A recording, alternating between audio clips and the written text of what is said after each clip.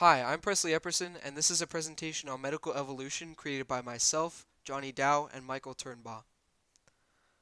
So first, a quick introduction. The evolution of medicine has been a long and uncertain journey with many hiccups along the way to getting where we are now. Not only has the medical field become more sanitary and safe, but it's also increased the rate of survival for many people. With the discovery of many former nuisances, the general population is being kept safer than ever before. Early ideas of medicine can basically be traced back to three primary areas: Mesopotamia, Egypt, and Asia. In Mesopotamia and Egypt, things were pretty similar in the sense that they believed disease had a relation to the gods and religion, so a lot of their treatments were based on magical or religious values. However, they did actually work to develop early forms of things like diagnosis and prognosis, which helped their development. In Asia, they were more focused on different ways of treatment. They still connected disease to religion and to their gods, but they had more traditional treatments such as herbal remedies and acupuncture, which are still used today as to a certain extent.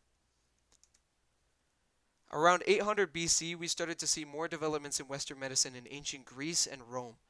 The book The Iliad, written by Homer, gives us a little bit of insight into what medicine was like during this time, with a description of treating an arrow wound with warm water and a special ointment.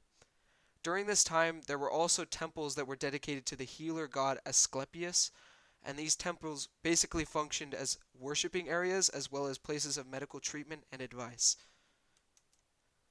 Hippocrates was a very important figure who was nicknamed later the father of medicine because he was one of the first philosophers to notion the idea that disease had natural causes, thus natural treatment.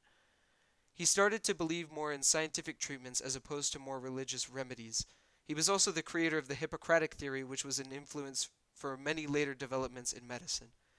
In his theory, however, there is not much information about the human anatomy because of the taboo surrounding the dissecting of cadavers at this time. Medicine in the Byzantine Empire was a very important building block in the development of medicine as well. They recorded a lot of their medical processes from about 400 CE all the way to nearly 1400 CE, which really helped to later influence medicinal practices in Israel as well as during the Renaissance. The medieval era, as far as medicine goes, is best known for the idea of the four humors, being black bile, yellow bile, phlegm, and blood. This surrounded the central idea that sickness came from the imbalance of these four humors in some way. There were explanations for natural ways the body balanced these humors, such as coughing to get rid of phlegm, but there were also some ways that doctors would try to balance the humors themselves, such as the famous bloodletting. There was a huge revolution during the Renaissance in about 1400 CE as far as medicine went. People were starting to invest a lot more knowledge in the human body and anatomy, which helped them learn about its functions. There was also a huge spike in interest with anatomy in general as far as art goes, but this basically boosted our knowledge in science and geared us more towards scientific medicines rather than superstitious beliefs as treatment. As medicine started to advance during the Renaissance, there was a great time of improvement upon old works. The medical ideas of the Renaissance were highly improved versions of knowledge that came from Arabic, Byzantine, and Greek origin. The ideas of people like Vesalius came from older Arabic and Greek scientific works. Basically, the modernization of medicine was happening, and people were gaining more knowledge about the human body, and medical procedures were being improved upon majorly. With Vesalius' revolutionary discoveries on human anatomy with William Harvey, medical procedures and codes have changed in order to be as sanitary and as safe as possible. Throughout the 1900s, medical procedures were still shady, but they were still much better than the medical practices that were linked with religion, an example being bloodletting. The killing and culturing of germs were used to see how germs reacted. This aided in the development of sanitary procedures like disinfection, isolation of germs, and vaccinations. These sanitary practices were really ignored until around this age, where we see how plagues can be prevented.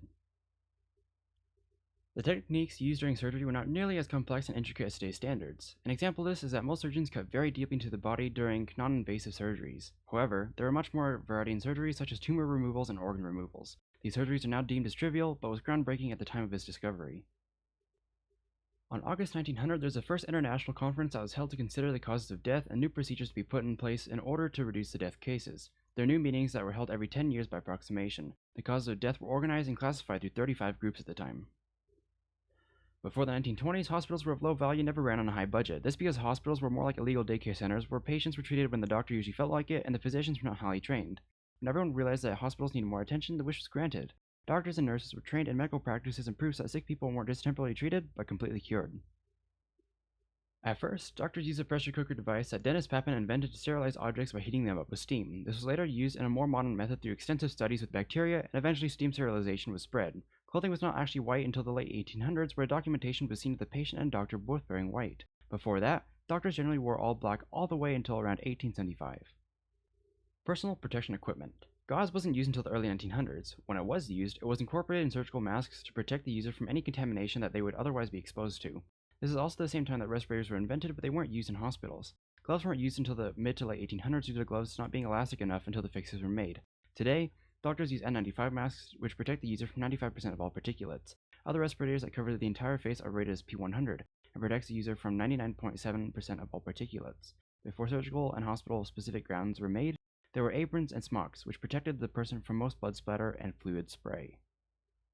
Throughout all of history, there have been loads of advancements made in medicine, slowly but surely adding to our overall knowledge of the human body and what it can do.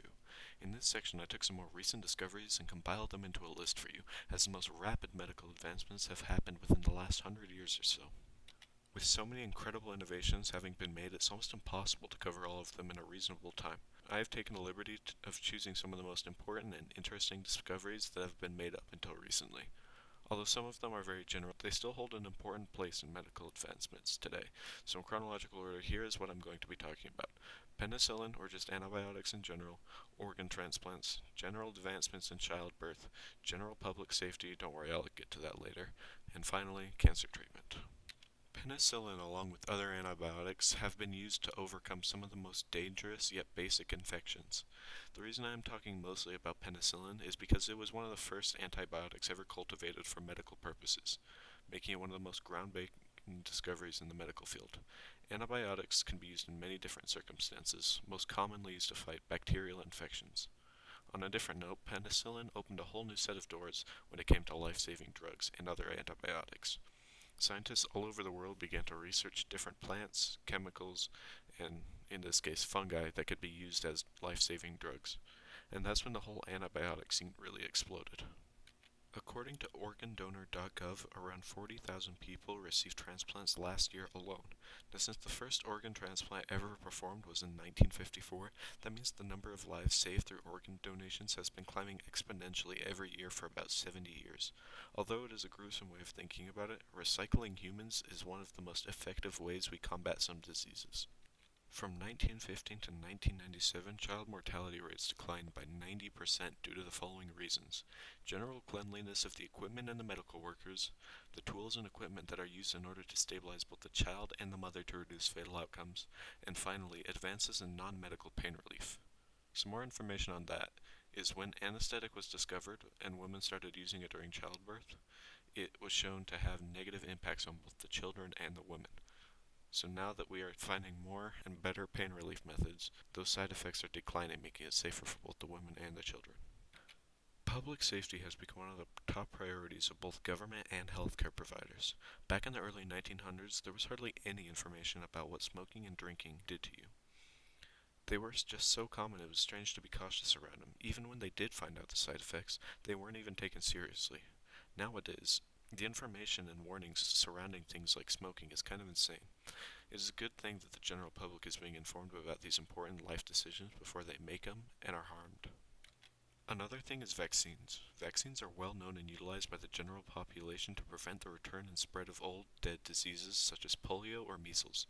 Almost every single person has vaccines for most really dangerous diseases. By doing this, it has vastly improved the overall health of the general population. That way, we don't have any return mass pandemics that could harm us. First of all, I know we haven't found a cure for cancer, but we have found many different treatments.